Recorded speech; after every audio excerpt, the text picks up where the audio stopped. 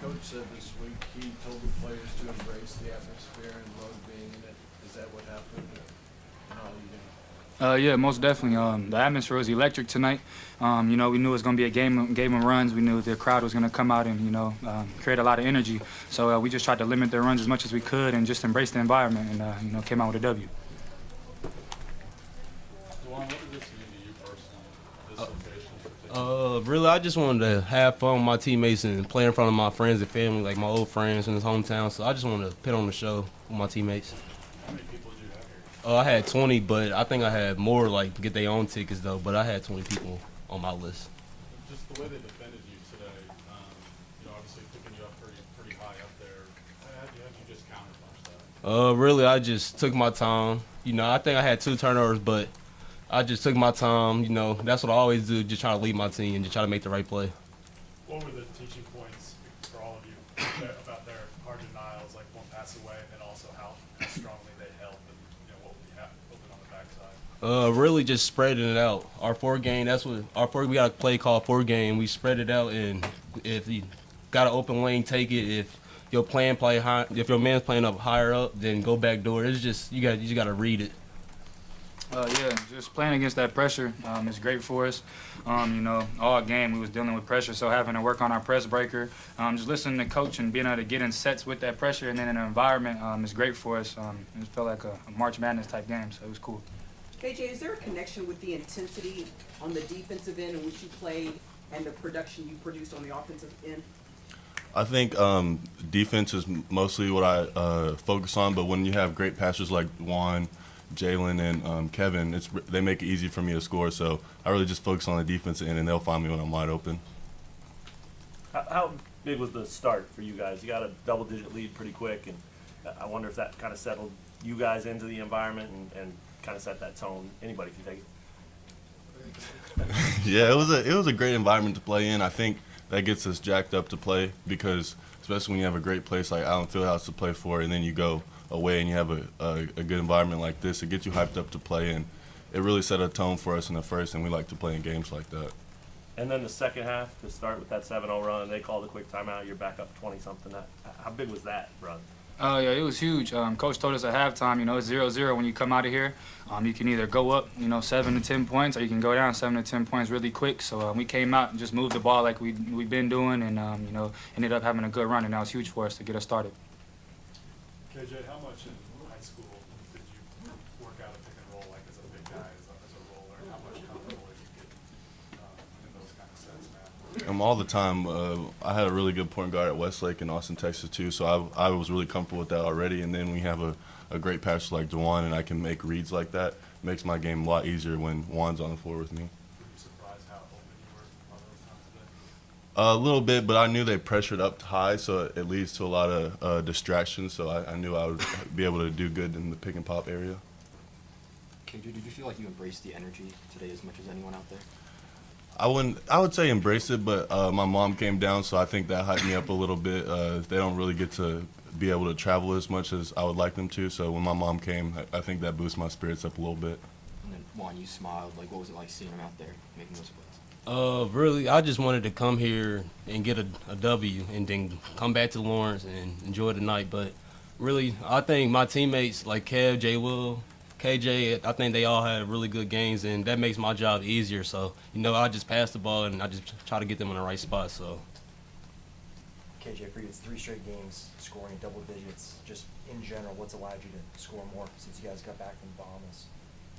Probably just being more comfortable. I really didn't play as much, especially last year, so I think just getting comfortable with my body, playing in these environments, and just trusting my teammates to just find when I'm open and not trying to hunt shots. Kevin, you mentioned the other day that you played in some rivalry games and had some fun in those environments. Your first taste of this one, what do you think? Nah, this one up there, it might be number one for real. Walking in the arena, for stretches and stuff, it was electric from the jump. So, it was fun for sure. I enjoy these games, and it brings the best out of us, and we embraced it tonight, so it was fun. Did it affect how you played? I mean, you said brought the best out of you guys. It seemed to with you. Yeah, I like games like this. It's fun to me. This is what you play basketball for at this level, and you work your whole life to get on this stage and compete in games like that. So I embraced it.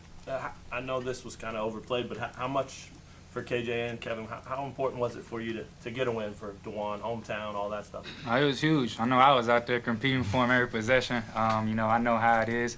You know, doing that. In a few weeks, I'm going to Texas Tech, so I know they're going to have my back in that. And tonight, we went out there and competed for Juan, and you know, ultimately got it done.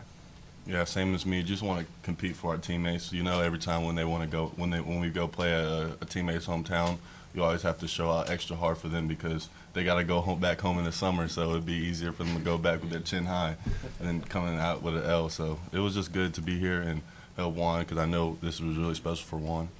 Yeah, Kevin. In the first half, they called you for an offensive foul. You kind of went laughing back down the court. What were you kind of saying there? Yeah, I didn't agree with the call, but it was the call, so you know, it was a charge. I just looked at Juan, looked at KJ in there, like, man, you good, you'll be back. And I knew Joe came in for me, I believe, and I was like, we good. It ain't no drop off when Joe comes in. So once he got in there, I went to the bench and just started cheering. Turned into a cheerleader in a way. They handled business, and then Coach trusted me to get back out there late in the first half. Trusted me with 2 fouls, and it all worked out. Juan, as far as birthday celebrations go, how does this rank?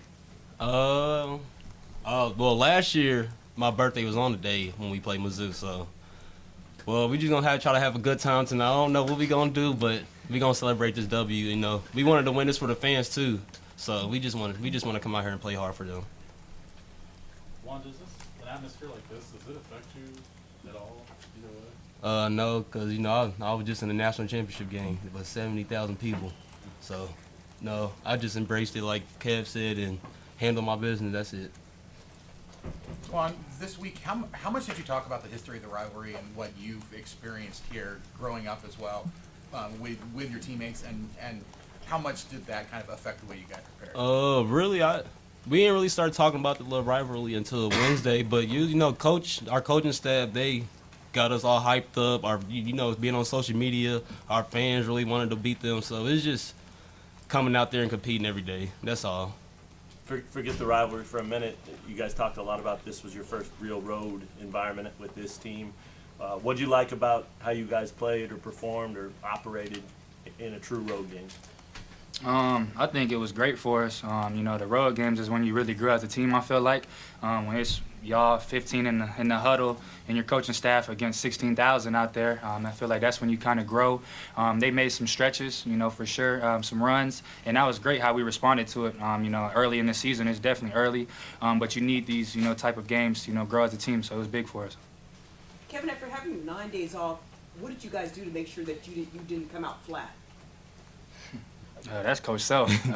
He gonna make sure we're not coming out flat. Every day we just put in the work, just embraced the grind, really worked on us, and then also, you know, got ready for Mizzou.